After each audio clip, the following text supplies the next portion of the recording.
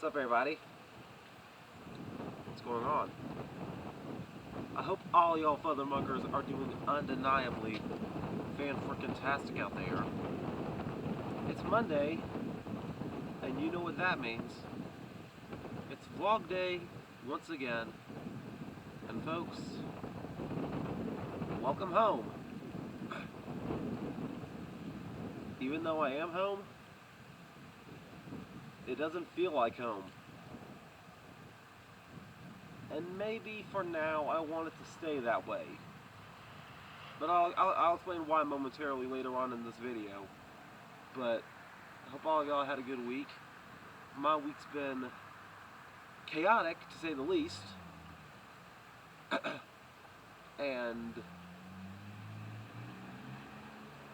But still, somehow or another, I was able to pull off uploading a full week of videos, you know?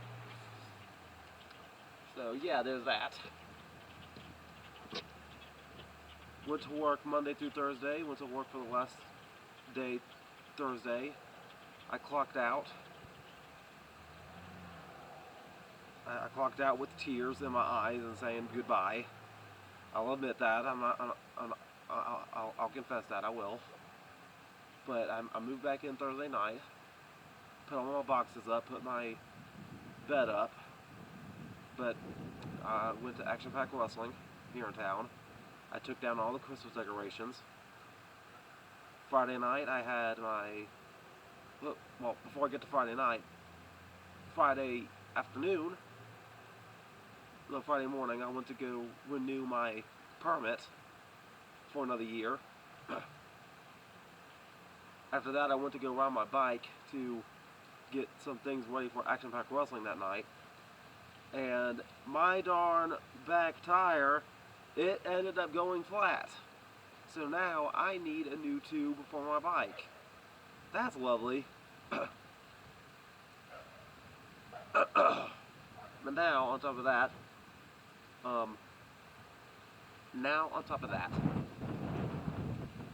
this past Friday I had my match. It was a tag team match. I was teaming up with Bebop to take on Jackson Sane and Elijah Proctor. Thankfully, I did not lose my championship in that match, because it was a tag team match. The next day, my biggest concern was if whether or not, I didn't even think I was going to be able to do this Saturday night or not. But despite being moved back, I was questioning if whether or not it would still be possible for me to go back to American Pro Wrestling in Bowling Springs. I didn't think that was possible, right? But somehow or another, God made a way. My homeboy Nathan, he came and we all went, and I was still able to see my girlfriend, Queen Enterprises, that night. Thank you, Lord, praise your holy name for that. But I did not have to defend my championship that night either. I was in a match with Chief J Eagle, of all people. Alright? And after that, that match transitioned into an 8-man tag. So, my belt was not on the line when I was facing Jay Eagle, but unfortunately, however, as busy as I was this week, it didn't occur to me that my camera was getting full. So, my camera ended up getting full right before the match with Jay Eagle ended, and I looked over and I saw Nate recording with his phone. I was like, oh man. That ain't a good sign. So I really want to get that footage up here to SSP somehow, some way. So as soon as I find a way, it will be uploaded here, because a match with Chief J Eagle, of all people. Come on. The person that was running the person that was hosting Eagles Education here on SSP versus me. I'm sorry. That match is gonna go down in history, definitely. I mean, it wasn't one of the greatest of my matches, but still, I enjoyed having it. And look, from a wrestler's perspective, I gotta break kayfabe here to explain this, but, like, from a wrestler's perspective, okay, that tag team match, it was just straight up fun, you know what? I'm gonna say it, too. That match with Jay Eagle, it was fun, okay? Like, there was not much called. okay? We just went out there and we just straight up worked. It was just straight work, just straight work the crowd, work ourselves. It was fun, okay? So I hope if I do get the footage, you can have as much fun watching it as I had having it, okay? I think I gave an enziguri so hard to somebody in that match that I like bruised my leg, but he was alright though. We were still laughing about it. But yeah, so other than that, Sunday. Oh yeah, one other thing that happened Saturday morning. Saturday morning I went to church and I helped construct a stage for a play coming up for the Arise My Love Easter play coming up in April. Alright? That took a few hours, but it was during that time constructing the stage when we was all talking about the weather coming down, all the snow coming down, and it became clear that church had to be closed Sunday morning. So Sunday was my first day of like actual rest, and I really needed that.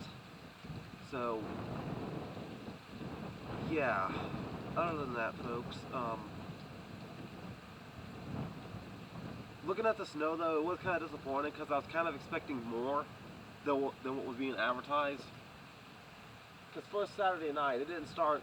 This did not come down until Saturday night after I got back from my match in Ball Springs. But first it was just frozen rain, and then Sunday night it actually did start to snow.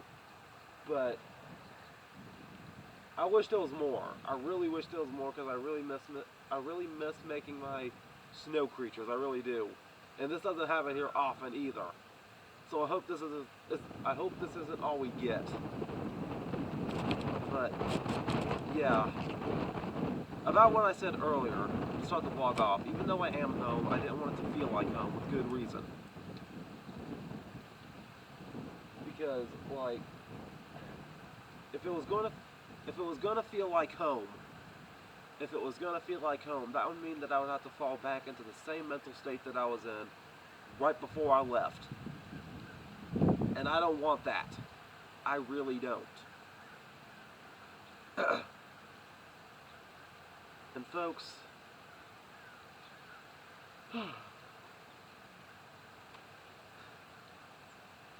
I just have a lot on my mind right now about how this year is going to go. But you know what? I cannot be afraid. I will not be afraid. Remember what I said my New Year's resolution was. For my New Year's resolution, I wanted to prove myself wrong. I wanted to see things and experience things this year that would have proven my old self wrong. Even though I am home, I don't want it to feel like home until I make it feel like home.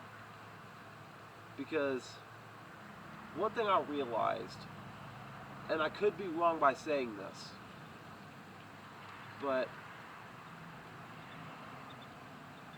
whether I was willing to admit it or not, I was in a comfort zone before I left.